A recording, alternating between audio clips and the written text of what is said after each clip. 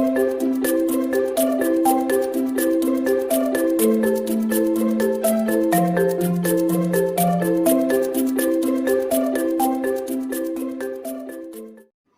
वालेकुम everyone, welcome to my channel foodies and move by Maryam. आज की रेसिपी है कैपुचिनो कॉफ़ी की, जो कि विंटर सीज़न के हिसाब से मोस्ट डिमांडिंग रेसिपी रहती है। That's why I decided to share this one. तो बहुत ही ईजी सी रेसिपी है, बहुत ही जल्दी तैयार हो जाती है। अगर आपको वीडियो पसंद आए तो आप इसको लाइक, शेयर और चैनल को सब्सक्राइब ज़रूर कर दीजिएगा।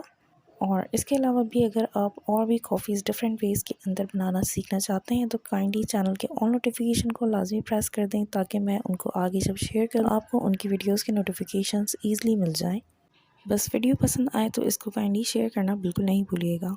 सो you can check its form here. अगर आपको रेसिपी पूरी देखेंगे तो आपको इंशाल्लाह लास्ट तक में ये किस तरीके से बना है, मैंने किस तरीके से बनाया है, इसको आपको ये सब कुछ आराम से समझ में आ जाएगा। So without wasting more time, let's begin the video. तो मैंने कैपुचिनो कॉफ़ी को बनाने के लिए सबसे पहले 3 कप ऑफ मिल्क लिया है। इसको आप किसी भी बॉइलिंग पैन में ले लें, क्योंकि हमें इसको बॉईल करना है। तो मैं इसको बॉईल करने के लिए रख दिया है। और एक और पैन के अंदर मैंने nearly half cup of water को ऐड कर दिया है। हाफ़ कप मैं यूज़ तो नहीं करने वाली हूँ वाटर, लेकिन मैंने उसको बॉईल होने के लिए हाफ़ कप ऐड कर दिया है।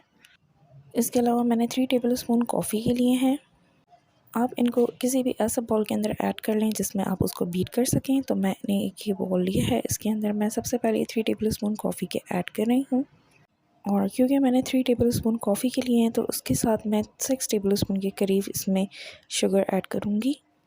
और नियरली 2 टेबल स्पून मैंने जो वो वाटर आपको दिखाया था कि मैं उसको बॉईल कर रही थी, मैंने वो ऐड कर दिए हैं इसमें। इन तमाम चीज़ों को आपने बीट करना है। आप चाहें तो आप इसको हाथ की मदद से इस तरीके से कोई भी आप हैंड बीटर लेके उससे आप बीट कर सकते हैं, बट इसकी बीटिंग टाइम जो आपको फिर ये तकरीबन लगेगा, ये कोई हाफ़ आवर के करीब होगा। आपने कंटिन्यूसली इसको बीट करना होगा इस तरीके से। नियरली आफ्टर 30 मिनट्स आप इसको कम्प्लीटली बहुत ही परफेक्टली बीट कर पाएंगे। बट डेफिनेटली कंटिन्यूस बीटिंग आपको 30 मिनट्स के लिए बहुत ज़्यादा डिफ़िकल्ट होगी। तो इसके लिए आप एक इलेक्ट्रिक बीटर को भी यूज़ कर सकते हैं, बट अगर आपके पास नहीं है तो आप इसको हैंड बीटर की मदद से कर लें। और अगर आप इसको इलेक्ट्रिक बीटर की मदद से करेंगे तो आपको मैक्सिमम इसके लिए 3 मिनट्स चाहिए होंगे। So I am going for this one.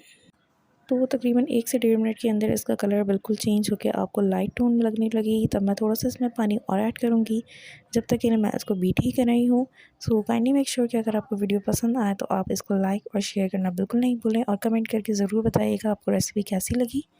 तो आप लोग देख सकते हैं कि इसके कलर टोन में काफ़ी डिफरेंस आ चुका है, काफ़ी ये लाइट हो गया है। और आपको ये दिखने से ही पता चल रहा होगा कि ये थोड़ा फोमी फोमी सा भी हो रहा है। So now I am going to add water. तो मैंने इसमें फिर से 1 टेबल स्पून के करीब वाटर ऐड कर दिया है, और मैं इसको अगेन बीट करूँगी ताकि इसका बहुत ही परफेक्ट फोम बन सके।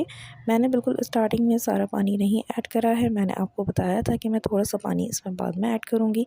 तो अब मैं तकरीबन इसको 1 मिनट के लिए और भी अच्छी तरह से बीट कर लूँगी। तो ये हमारी कॉफ़ी की बेस बिल्कुल रेडी हो चुकी है। नाउ कैपुचिनो बनाने के लिए आपको सबसे पहले मिल्क चाहिए होगा। तो अब मैंने मिल्क के 2 कप्स के अंदर निकाल के रख लिया है। अब मैं ये जो कॉफ़ी बेस हमने बनाई है तो इसको मैं इसमें ऐड कर रही हूँ। तो आप देख सकते हैं इलेक्ट्रिक बीटर की मदद से सिर्फ़ और सिर्फ हमें 3 मिनट लगे हैं इसको बनाने के लिए, और ये बिल्कुल ही परफेक्ट बेस इसकी तैयार हुई है, जो कि आपको मिल्क के ऊपर अच्छी तरह से स्टे करते हुए नज़र आ रही होगी। और आफ्टर मिक्सिंग बिल्कुल कैपुचिनो कॉफ़ी आपकी ये तैयार होगी।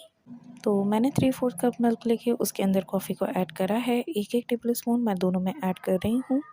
आप जितना स्ट्रॉन्ग इसको पीना चाहते हैं आप उतना उससे थोड़ा बहुत और भी ज़्यादा इसमें ऐड कर सकते हैं, बट मेक श्योर कि शुगर आप अपने हिसाब से ऐड कर लें, क्योंकि इतनी शुगर के साथ ये डेफिनेटली बहुत बिटर टेस्ट देगी, जैसे कि आपको किसी रेस्टोरेंट्स वगैरह में मिलते हैं और उसके साथ में ही वो शुगर के पैकेट्स थोड़े से आपको दे देते हैं। बट जैसा कि आप इसको अगर अपने घर में प्रिपेयर कर रहे हैं तो आप अपने टेस्ट के हिसाब से बिल्कुल इसको एडजस्ट कर सकते हैं। So adjust it.